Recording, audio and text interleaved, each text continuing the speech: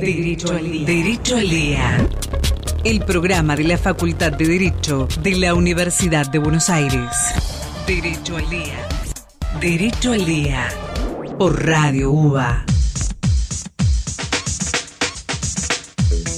Buenas noches, estamos en otro programa de la Facultad de Derecho de nuestra Universidad de Buenos Aires, un programa de Derecho al Día. Yo soy Leandro Vergara y hoy estoy sin mi compañero habitual, Juan Seda, que está con licencia, con aviso.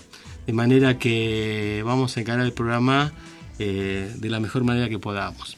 Para el día de hoy tenemos un invitado que ya nos ha visitado con anterioridad y es un verdadero experto en derecho del trabajo. La verdad que el derecho del trabajo siempre es un tema que se actualiza en sus problemas, es un tema que se vincula con las relaciones que vivimos todos cotidianamente, todo el mundo trabaja de una manera o de otra, o sea que es un derecho de lo cotidiano, como se podría decir de alguna manera. Y también ciertamente hay relaciones laborales vinculadas a los sindicatos, a los gremios, de manera que vamos a tener la opinión de un experto. Y este experto ya está en nuestro piso y nos está visitando. ¿Qué tal, Mario? ¿Cómo estás? ¿Qué tal, Leandro? Muy bien. Bueno, muchas gracias por la invitación. Mario Ackerman es un profesor de la facultad con mucha experiencia, es profesor titular de Derecho del Trabajo y de la Seguridad Social en nuestra Facultad de Derecho, es abogado desde el año 1973, no sé por qué estoy acusando esta fecha, pero bueno. Y es cierto. Y encima es cierto.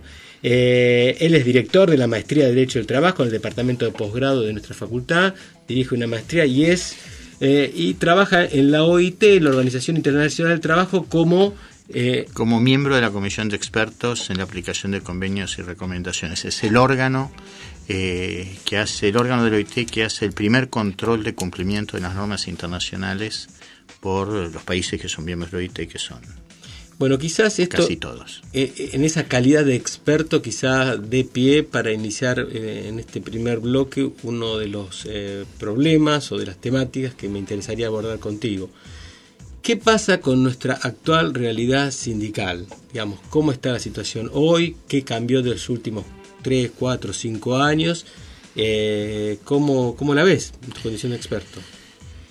Esto desde mi lugar, tiene dos perspectivas. Uno lo puede ver desde lo que significa el modelo sindical argentino en cuanto está estructurado sobre la base de un monopolio de representación, por lo menos capacidad exclusiva de representación. Si uno no quiere usar la palabra monopolio, aunque nuestra Corte Suprema usa la palabra monopolio, no la OIT no califica como monopolio al modelo sindical argentino, pero le hace reproches muy importantes. Una es esa visión, sobre la que puedo decir algo, y la otra, la que está al lado, y que muestra que el supuesto monopolio en realidad está completamente resquebrajado y hoy está en crisis. O sea que tenemos hay dos miradas, una sobre la realidad, que es hablar sobre si el monopolio es bueno o es malo, qué pasa con esa realidad, y después la descriptiva, qué es lo que realmente pasa, cuál es la crisis actual de ese sindicalismo. Sí, lo que uno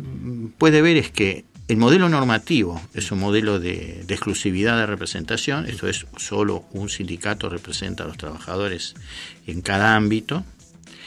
Esto es lo que dice la norma y es la conducta que tiene el gobierno para hacer cumplir esas normas, pero al lado la realidad muestra que hay 5 centrales sindicales, o sea, hay 3 CGT y 2 CTA.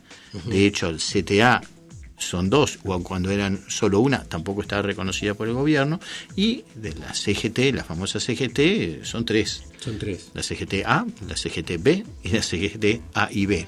Sí, para los oyentes, Azopardo, Balcarce y Azul y Blanca. Y bueno, quizá le podemos poner nombre y apellido, que es más fácil. Yasky, Moyano y Barrio Nuevo.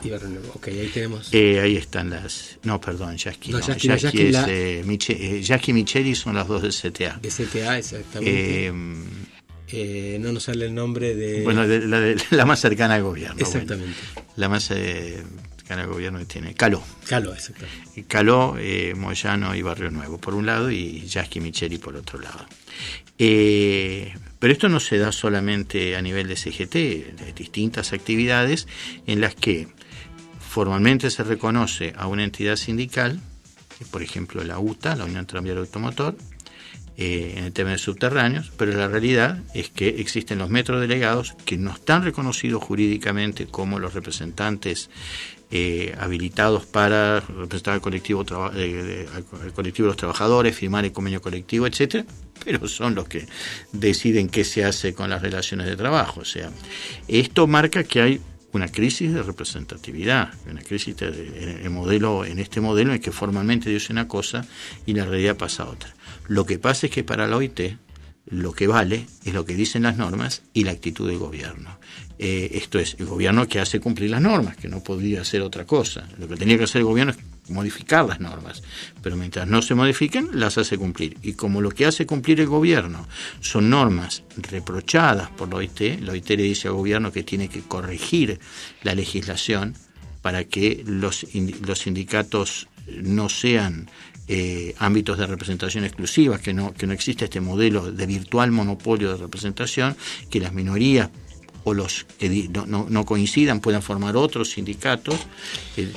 Yo sé que es un tema teórico, pero realmente todo el mundo habla de lo mismo. A ver, porque hay preferencias. Un sindicato con una representación agrupada o pluralidad de sindicatos. Los benditos derechos de los trabajadores se defienden mejor en la pluralidad de representación o en el monopolio de la representación.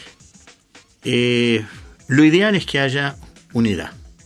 Lo ideal es que estén todos juntos, pero es una decisión que tienen que tomar los trabajadores. Cuando esa decisión de unidad la tome el Estado, bueno, es para sospechar. Los modelos democráticos en todo el mundo rechazan el modelo de unidad impuesta, que se llama unicidad o unicato, que no es unidad, es unicidad. Esto es, nosotros no tenemos un modelo de unidad, porque no están unidos, pero hay uno solo al que se le reconoce la capacidad exclusiva de representación. El Estado escucha a uno. Habla con uno, escucha, de hecho ya habla con todo, sí. Porque en este desorden que tenemos ya va siendo tiempo de que se corrija, porque también el gobierno entra en contradicción. A la mesa del Consejo del Salario llama a la CGT y al CTA. Ahora, y el CTA no tiene capacidad de representación. Perdóname, bueno, no puedo evitar escucharte, bueno, es natural porque estamos hablando, pero acabas de decir, lo ideal es la unidad de la representación. Sí. Es lo ideal, pero al mismo tiempo quizás no es posible. Entonces, ¿qué sería lo deseable? Lo deseable es que los trabajadores hagan lo que quieren. Esto es el primero, eso es lo deseable, que tengan la verdadera libertad de organizarse como les parezca. Visto desde las consecuencias prácticas, es mejor si hay un sindicato único. Visto desde las consecuencias operativas, es mejor si hay una unidad. Pero si los trabajadores no están de acuerdo, pues tendrán que tener el derecho de formar tantos sindicatos como quieran. Hay países, por ejemplo, Alemania o Uruguay, para poner dos ejemplos cercanos uno y un poco más lejos el otro, pero son dos modelos a los que uno puede hacer referencia, en que la legislación sindical permite que formen tantos sindicatos como quieran. Y en Alemania hay una única central sindical y hay 8 grandes sindicatos. Y esto por decisión de los trabajadores. Y en Uruguay también hay una única central sindical, que es el PIT-CNT. Y esto es una decisión de los trabajadores. Y no hay ley que lo imponga. ¿Por qué? Porque han sido suficientemente inteligentes como para estar todos juntos. En la Argentina la ley dice tiene que haber uno solo y hay 5. Así como dice que tiene que haber un sindicato. Esto es, cuando es el Estado el que lo impone, esto es sospechoso. Y esto es lo que no es admisible. Vuelvo a decirlo, es deseable que estén juntos, es deseable que el matrimonio dure para toda la vida, pero nadie puede impedir el divorcio. No, está clarísimo. ¿Y qué pasa? ¿Qué actitud viene tomando la Corte nuestra en los últimos tiempos? Por eso ha motivado y ha generado algunos movimientos.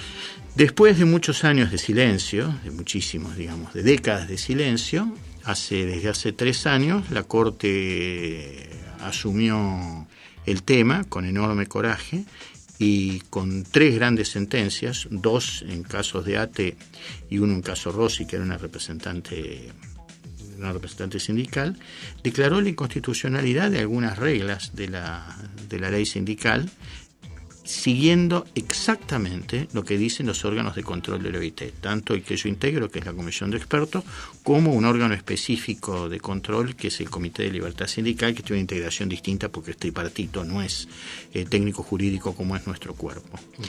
Y la Corte recogió las observaciones que hizo la Comisión de Expertos y las decisiones del Comité de Libertad Sindical, y declaró inconstitucional distintos aspectos de la ley de la ley sindical, que son los que impiden el reconocimiento de las entidades minoritarias o la protección de los trabajadores que no están afiliados al sindicato con personería gremial, como se llama. De manera aquí. que estas sentencias habilitaron la obtención de una personería gremial.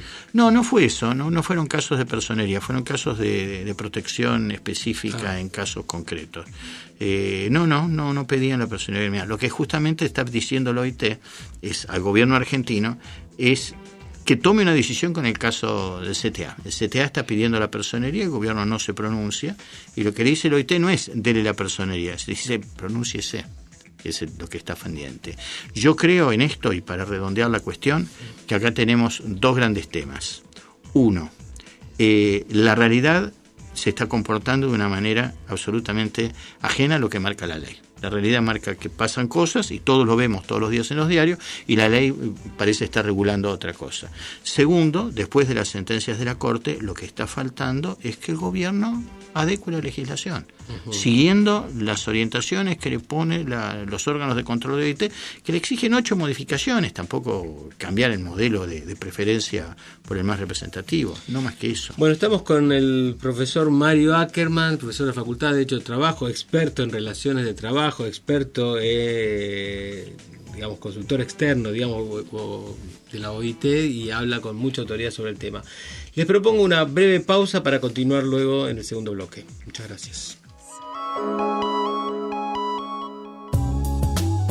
Seguimos el Derecho del Día, hoy con el profesor Mario Ackerman, hablando de cuestiones de derecho del trabajo y cuestiones de relaciones sindicales. Antes de cerrar el bloque anterior, y ahora en unos pocos minutos antes del noticiero, Mario, el tema de la OIT, que es una cuestión muy importante que no todo el mundo conoce. La OIT es un órgano internacional, es un órgano, bueno, es consultivo, pero claramente no es un tribunal, vos lo has mencionado, pero algún poder tiene. Me gustaría que nos cuentes o le cuentes a la audiencia, digamos, cuál es el poder y cuál es el grado de influencia, el grado de posibilidades con respecto a los países que la componen.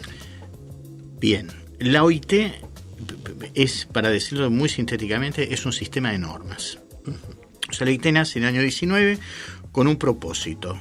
Un primer propósito, después ha ido ampliando su propósito, y es crear un sistema de normas internacionales que suponga que todos los países que son miembros se comprometen a respetar pisos o estándares comunes a fin de que las condiciones de trabajo, las malas condiciones de trabajo, no sean el argumento de la competencia entre distintos países. Así nació.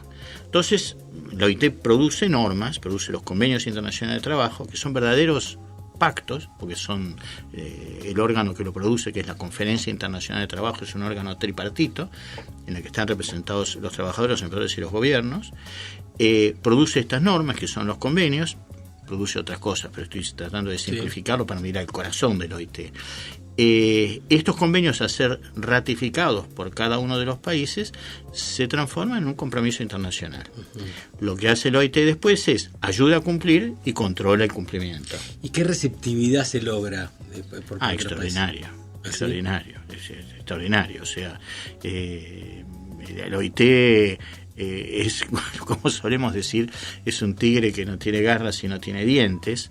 Pero convence. Estabas contando en la pausa alguna intervención en Costa Rica, me parece que... Sí, a mí me tocó hace 2 años, el año pasado, ir a Costa Rica. Tenían una fuerte discusión sobre la reforma de la legislación y bueno, logramos con un par de misiones convencer al gobierno de corregir su legislación, y efectivamente lo hicieron.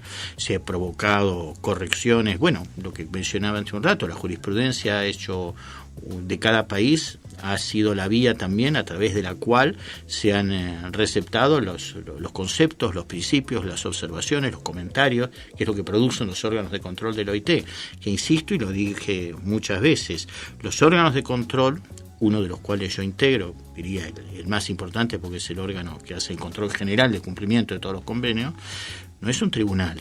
Y lo que nosotros producimos, nuestras observaciones y comentarios, no son jurisprudencia, pero son la guía para que el país vea cómo adecua su legislación y sus conductas al compromiso asumido internacionalmente, porque el país al ratificar el convenio asume un compromiso frente al resto de la comunidad internacional. El país no está obligado a ratificar el convenio, pero una vez que lo ratificó, está asumiendo un compromiso y nosotros controlamos cómo se cumple ese compromiso. Y si lo cumple mal, le decimos, lo está cumpliendo mal.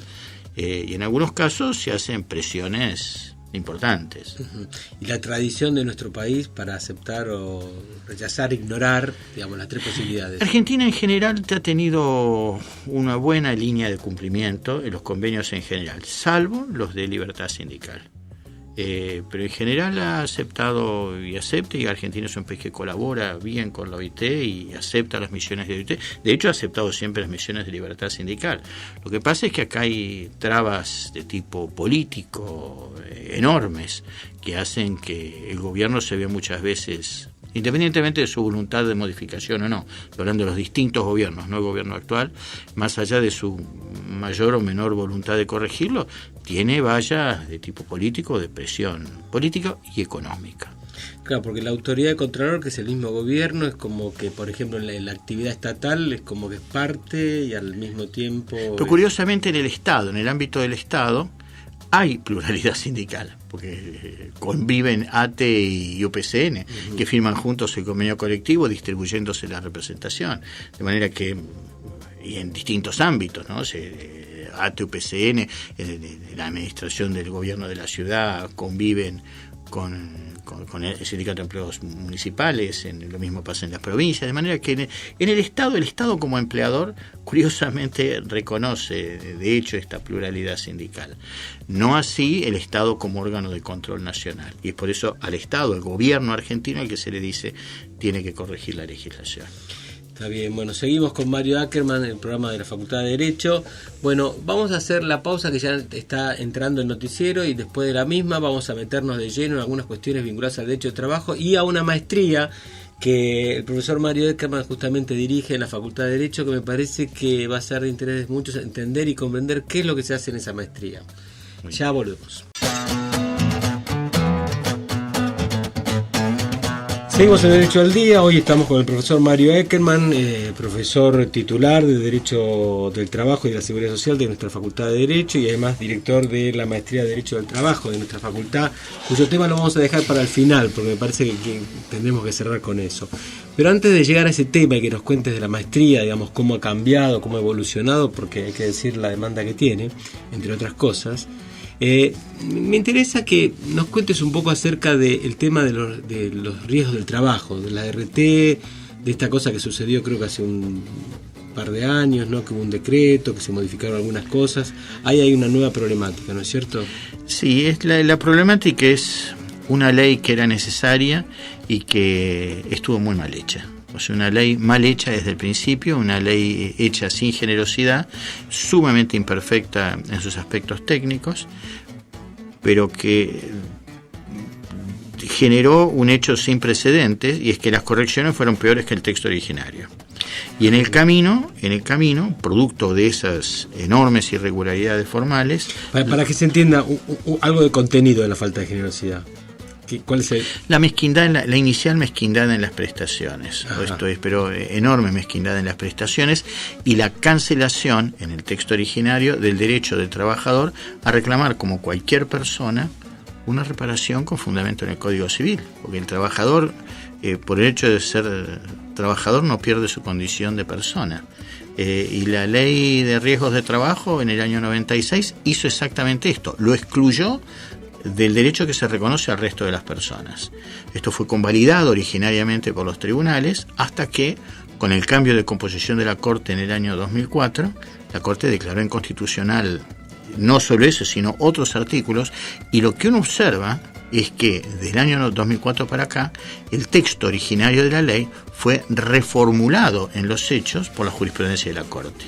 No hay otro caso de una ley que haya recibido tantas declaraciones de inconstitucionalidad en distintos aspectos de la norma como la ley de riesgo de trabajo. Esto marca la situación de irregularidad, que es irregular y nociva, por supuesto para los trabajadores, pero también para los empleadores, porque genera una inseguridad extraordinaria. El empleador no termina de saber dónde empiezan y terminan sus obligaciones, y el trabajador tampoco sabe dónde empiezan y terminan sus derechos.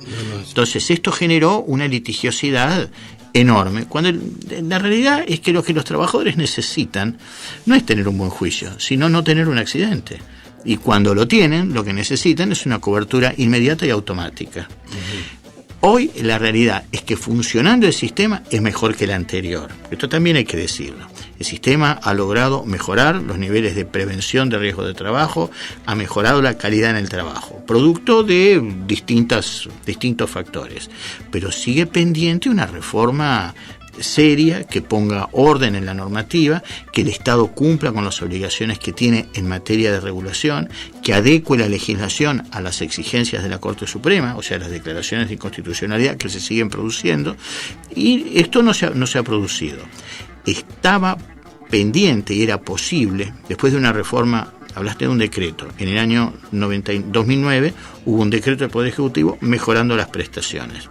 Pero faltaba una reforma integral para adecuar la ley a las declaraciones de inconstitucionalidad. Es decir, una declaración de inconstitucionalidad, todos lo sabemos, no modifica la ley. Lo hace inaplicable en el caso concreto. Pues cada vez que el trabajador pretende que se reconozca su derecho, tiene que ir a tribunales, transitar todo el camino y llegar a la inconstitucionalidad. Esto es absolutamente irracional e injusto. Es la peor respuesta que se puede dar a quien sufrió la peor de las desgracias, que es perder parte o todo lo único que tiene, que es su capacidad de trabajo o la vida misma.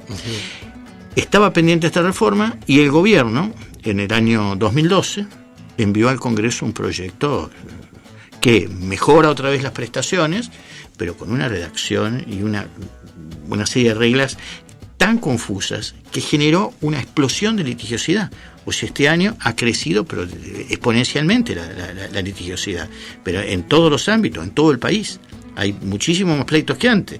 Entonces, esto es una respuesta absurda. No favorece a los abogados. El abogado puede estar contento, pero el bien jurídico tutelado por la ley de riesgo no son los honorarios del abogado, sino la vida y la salud de las personas que trabajan. En esto el sistema fracasó. Y el gobierno actual, no quiso discutir seriamente una reforma de la ley de riesgo de trabajo. Impuso una norma que fue verdaderamente, como en otros casos, una ley de necesidad de urgencia, no un decreto de necesidad de urgencia, una ley de necesidad de urgencia. Va al Congreso, no se discute, no se cambia ni una coma y esto sale con fritas, como suele decirse. Lo curioso es que después de esto está pendiente una reglamentación. Nunca se dictó. La Secretaría de Seguridad Social tendría que haber dictado una resolución actualizando los montos. Tampoco la dictó. Para los oyentes, a ver, ¿por qué no nos decís 2 o 3 ejemplos en los que hoy la nueva ley genera estos problemas? Bueno, no se sabe cuáles son los valores actuales de las indemnizaciones. Claro, eso es tremendo. Nadie sabe qué le corresponde. Hay interpretaciones judiciales de todo tipo. ¿Parece poco? No, es tremendo, eso es tremendo. Esto es para empezar. Entonces, un tribunal dice una cosa, otro tribunal dice otra. Las RT pagan según su leal saber y entender. Y bueno, especialmente porque en pocos fueros como en el derecho del trabajo son tan disímiles las interpretaciones jurisprudenciales. Claro. Debe haber pocos fueros en que son tan diversas las sentencias. Es así. Exactamente. Con lo cual la situación de incertidumbre es muy grande y la realidad, dicho esto como decía un amigo, Hugo Carcavallo, dicho esto con la dura rudeza del soldado, en este momento los únicos beneficiarios reales de la reforma del año 2012 los abogados. Somos los abogados. Qué cosa, qué lamentable. Mario, me interesa, sí, ahora que toquemos el tema de la maestría de Derecho del Trabajo que tenemos en la facultad. Bien, esto tiene una historia breve. Cuando hace 4 años, cambiaron las autoridades en la facultad, la decana me convocó y me propuso hacerme cargo de la que ya existía, que era la carrera de especialización en Derecho del Trabajo. Estaba muy desprestigiada, muy desordenada, prácticamente no tenía plan de estudios. Había muchísimas quejas de los profesionales, o sea, es una actividad de posgrado, pero era de muy mala calidad. Y lo más curioso es que la mayoría de los profesores de nuestra casa, que son probablemente los mejores profesores, no ya de la Argentina, sino de América Latina, o sea, el plantel de docentes de la Facultad de Derecho de la UBA en su conjunto, es un plantel imposible de comparar con lo que existe en el resto de América Latina, y yo lo digo porque yo viajo muchísimo, y digo esto por supuesto no lo digo por mí, lo digo porque los conozco los titulares, conozco los adjuntos, conozco los auxiliares. Yo fui durante 12 años director del Departamento de Derecho del Trabajo, así que puedo decir que los conozco a todos. Tenemos un plantel superior. La mayoría de los titulares, la mayoría de los adjuntos no dictaba clase en esa carrera. No había pluralidad y no había calidad. Lo primero que hice fue replantear esto, tener un plan de estudio, y la cuestión es que a los 6 meses no teníamos vacantes. O sea, antes no había inscripciones y ahora no teníamos vacantes. Tenemos cursos de 50 alumnos y a los 2 días de abrirse la inscripción tenemos lista de espera. Está bien, bueno, por lo que veo es bastante interesante esto. Me gustaría si quisieras después de la pausa nos abundes un poco vinculado a los contenidos, cuál fue el cambio que se produjo en esa maestría, que me parece que puede ser muy interesante. Entonces hacemos la pausa y ya encaramos el tramo final con el profesor Mario Ackerman. Seguimos en el programa de la Facultad de Derecho. Hoy estamos con el profesor Mario Ackerman y bueno, y estábamos comentando acerca de la formación de posgrado. Quizás la formación de posgrado, que naturalmente en todas las materias es importante, pero digamos cualquier persona que haya pasado por la Facultad de Derecho y ya haya recibido de abogado, probablemente en pocas materias como en Derecho del Trabajo justamente uno se encuentra con que lo que se estudió cuando uno estudió no se parece o queda muy poco de lo que hay hoy, de manera que la formación de posgrado es, yo diría, absolutamente imprescindible. Es imposible ejercer seriamente la abogacía si uno no tiene un grado de actualización. Sí, es absolutamente así. Voy a hacer un par de aclaraciones sobre esto. Primero terminar de decir lo que terminamos armando. O sea, después de la carrera de especialización, frente a la enorme demanda de los profesionales, creamos el nivel superior, que es la maestría. Una maestría que supone agregar 200 horas a las 380 originarias que tenía la carrera de especialización, más otras 160 horas de actividades extracurriculares. Con lo que tenemos ahora un plan de 16 materias. Bien. Que estas 16 materias que ven todo el derecho del trabajo en nivel de profundización.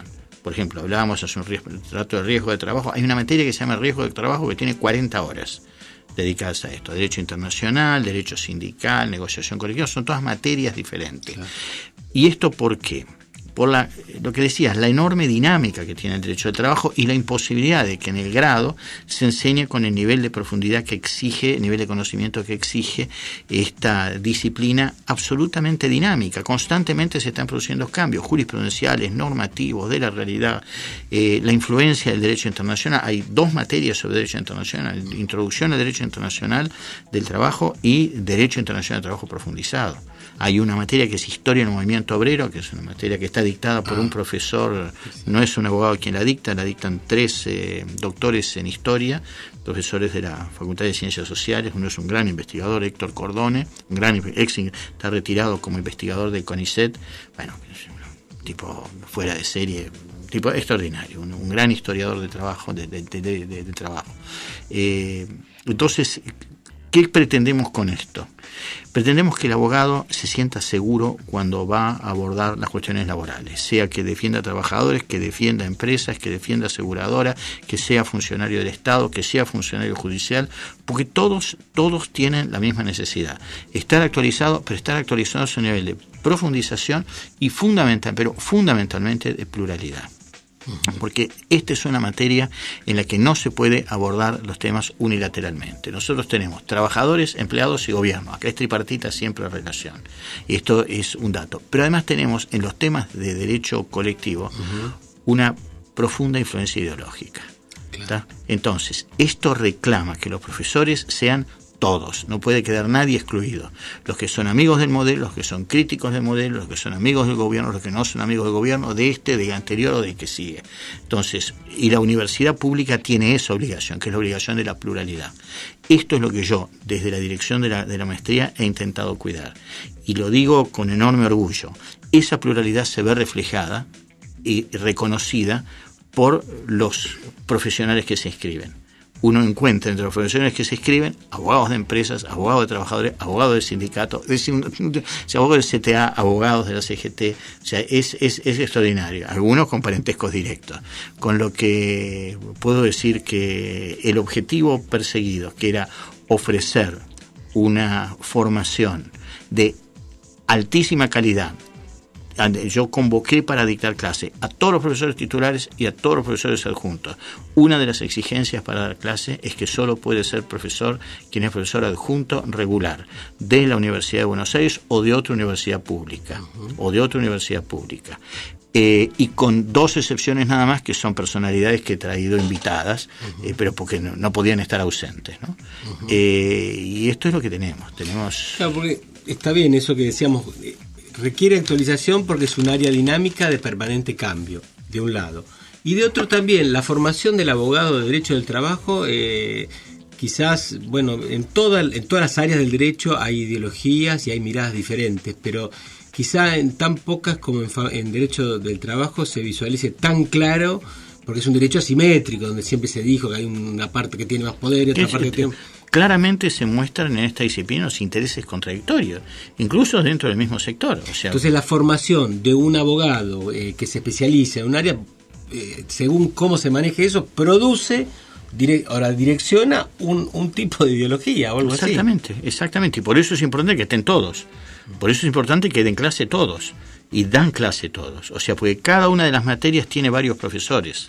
O sea, hay un responsable que es el director de la materia, que en general son profesores titulares o adjuntos con muchos años de antigüedad, y especialistas. Y están, lo digo una vez más y con enorme orgullo, están los mejores.